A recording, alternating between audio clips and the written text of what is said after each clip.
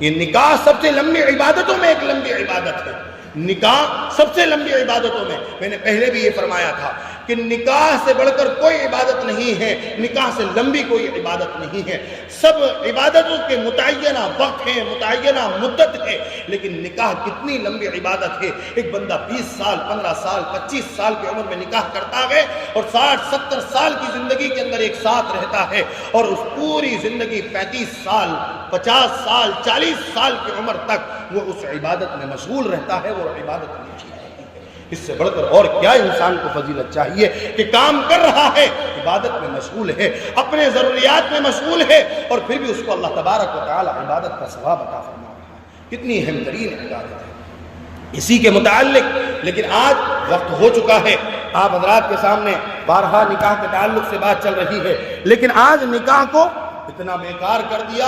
اتنا عجیب کر دیا کہ بس پوچھو نہ. اللہ اکبر. آج بندہ سارے لوگوں کو راضی کرتا ہے. نکاح جب آتا ہے، میرا بھائی مجھ سے ناراض ہے، وہ ناراض ہے، وہ ناراض نہیں رہنا چاہیے، وہ اس کے در پر جاتا ہے، اس کی غلطی نہیں ہے، تب بھی اس کے گھر پہ جا کر، اس کے در پہ جا کر، ایک بار نہیں بار بار جا کر اس کے در پہ جا کر بار بار اس کو مناتا ہے کہ میرا بھائی مجھ سے ناراض ہے، میرا بھائی میرے نکاح میں نہیں آئے گا، نکاح ادھورا رہ جائے گا، نکاح میں کمزوری آ جائے گی، میرا بھائی مجھ سے ناراض ہو، میں نکاح کر لوں، میری بچی کا نکاح کر لوں، میرے گھر میں کوئی نکاح ہو جائے، میرا کوئی رشتہ دار ناراض ہو. ایسا کبھی انسان نہیں سوچتا. ہر شخص کے تعلق سے یہ چاہتا ہے کہ میرے گھر کا کوئی شخص ناراض نہیں ہونا چاہیے، اور میرے گھر کے نکاح کے وقت میں، نکاح کی تقریب میں ہر شخص کو منانے کی کوشش کرتا ہے. لیکن اس کے دل میں اس وقت میں کبھی ہاتھ رکھ کر یہ نہیں سوچتا کہ جو نکاح کر رہا ہوں وہ نکاح کہیں ایسا تو نہیں کر رہا کہ جس کی بنیاد پر میرا مالک، میرا خالق، میرا اللہ، میرا مالک مجھ سے ناراض تو نہیں ہے.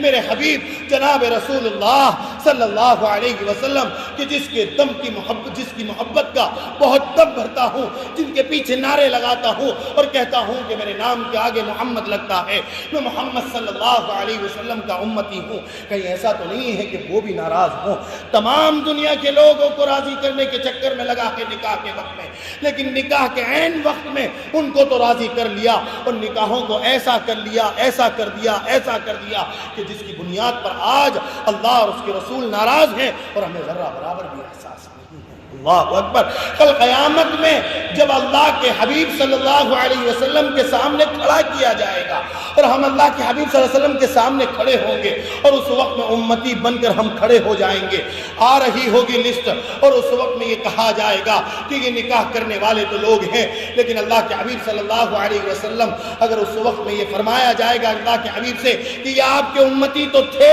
آپ کی سنتوں کا آپ نے جس طریقے سے حکم دیا تھا ادا کرنے کا، آپ کی سنتوں کو اس طریقے سے انہوں نے ادا نہیں کیا، اس طریقے سے ان کا حق ادا نہیں کیا. خدا کی قسم بتائیے کہ اس وقت میں کائنات کے سردار نے اگر اس وقت میں ہم سے چہرے کو پھیر لیا، ہم سے اپنے چہرے کو اگر اس دوسری طرف پھیر لیا تو کون ہوگا؟ کوئی کسی میں ماں نے ایسا جنا نہیں ہوگا اولاد کہ کل قیامت میں اس وقت میں ہم کو کوئی بچانے والا ہوگا.